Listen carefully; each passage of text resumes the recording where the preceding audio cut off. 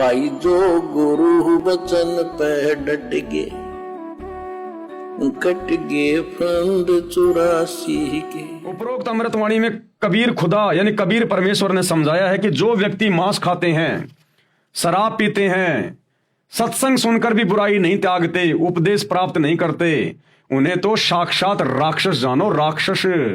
अनजाने में गलती ना जाने किससे हो जाए, यदि वह बुराई करने वाला व्यक्ति सत्संग विचार सुनकर बुराई त्याग कर भगवान की भक्ति करने लग जाता है तो वह नेक आत्मा है।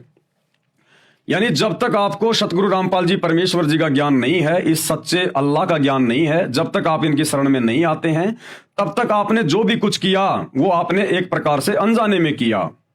यदि आप सतगुरु रामपाल जी की शरण में आ जाते हैं और अपनी सत भक्ति शुरू कर देते हैं, वो कुकर्म छोड़ देते हैं, तो परमेश्वर तुम्हारे पिछले सारे कुकर्मों को माफ कर देगा, ये समर्थ है। और आगे तुम्हें ज्ञान ऐसा दे देगा, जिंदगी में तुम कभी चींटी को भी नहीं सताओगे। और भाई यदि तुम सतगुरु रामपाल जी की शरण में आए नहीं और तुमने जितनी भी जीव हत्या की है, भैया तुमने फिर अपना वो भोग भोगना पड़ेगा। उतनी बार तुमने वो जानवर बनने पड़ेंगे जितने जानवरों के तुमने गले काटे हैं। वह चाहे किसी भी जाति व धर्म का हो, जो मांस आहार तथा सुरापान त्याग कर यानी नशा करना छोड़कर प्रभु भक्ति नहीं करता, वह तो ढेढ़ यानी नीच व्यक्ति है। मांस खाए ते ढेढ़ सब और मद पीवे सो नीच। चाहे किसी जातीय धर्म का हो, भावार्थ है कि उच्च कर्म करने वाला उच्च है तथा नीच कर्म करने वाला नीच है। जातीय धर्म विशेष में जन्म मात्र से ऊंच नीच नहीं होता। अगर कोई ब्राह्मण ये कहता कि मैं तो ऊंची जाति का हूं, और अगर वो मांस खाता है, शराब पीता है, जुआ खेलता है, चोरी करता है, झूठ बोलता है, तो वो सबसे बड़ा नीच है, सबसे बड़ा नीच है। और जिसको लोग नीच समझते हैं, छोटी जाति वाले, वो अगर ये जीव हत्या करना छोड़कर मांस वगैरह नहीं खाता, शराब नहीं पीता, चोरी जारी नहीं करता और भगवान की भक्ति करता है, तो उस ब्राह्मण से लाख गुना ऊंच है वो, लाख गुना ऊंच। यानी जाति से कोई ऊंचा नीचा नहीं होता, कर्मों से लोग ऊंचे नीचे होते हैं। जाति या धर्म विशेष में जन्म मात्र से ऊंच नीच नहीं होता। जिन भक्तों ने उपदेश ले रखा है, अब देखो भाई और बहनों ध्यान से सुनना, आप और हम जितने भी सतगुरु रामपाल जी परमेश्वर जी के इस अल्लाह कबीर के फॉलोवर हैं, भगत हैं, हमारे लिए परमात्मा कितनी अच्छी शिक्षा दे रहे हैं। क्या कह रहे हैं गुरुदेव? ये जितने भी प्रकार के लोग जो इस प्रकार के कुकर्म कर रहे हैं ना, ये कोई मांस खा रहा है, कोई शराब पी रहा है, कोई बीड़ी पी रहा है, कोई हुक्का पी रहा है, कोई तमाकू पी रहा है, कोई राजनीति कर रहा है, हमें गुरुदेव भगवान ने, अल्लाह कबीर ने ऐसे लोगों के पास में बैठने से भी मना किया है। क्या कह रहे हैं?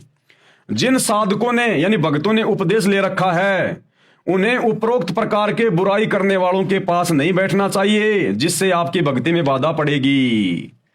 अब बताओ भाई, सतलोक आश्रमों से जुड़े हुए भाई बंधु, गुरुदेव का परिवार, उनके बेटा बेटी, भाई बंधु, रिश्तेदार, अब बताओ इन लोगों ने आनंदपाल जैसे गुंडों की सीबीआई जांच करवाई, उनके साथ में बैठे, उनके धरनों पर, उनकी रैलियों में।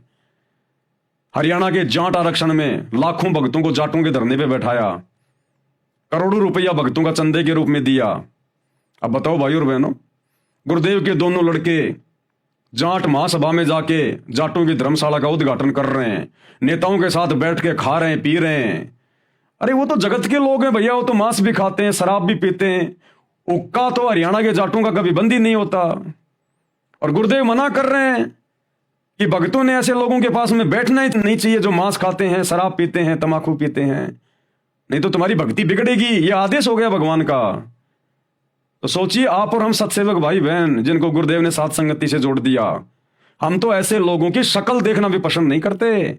और गुरुदेव का परिवार और ये लाखों की संगत जो आश्रमों से जुड़ी है, ये नादानी में ऐसे जगत वाले लोगों की गोद में जाके बैठ रही है।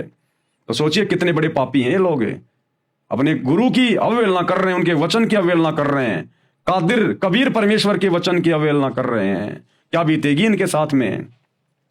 जिन भक्तों ने उपदेश ले रखा है, उन्हें उपरोक्त प्रकार के बुराई करने वालों के पास नहीं बैठना चाहिए, जिससे आपकी भक्ति में बाधा पड़ेगी। भाई जो गुरु बचन पे डट गे, कट गे फंद 84 के, कट गे फंद 84 के, कट गे फंद 84 के।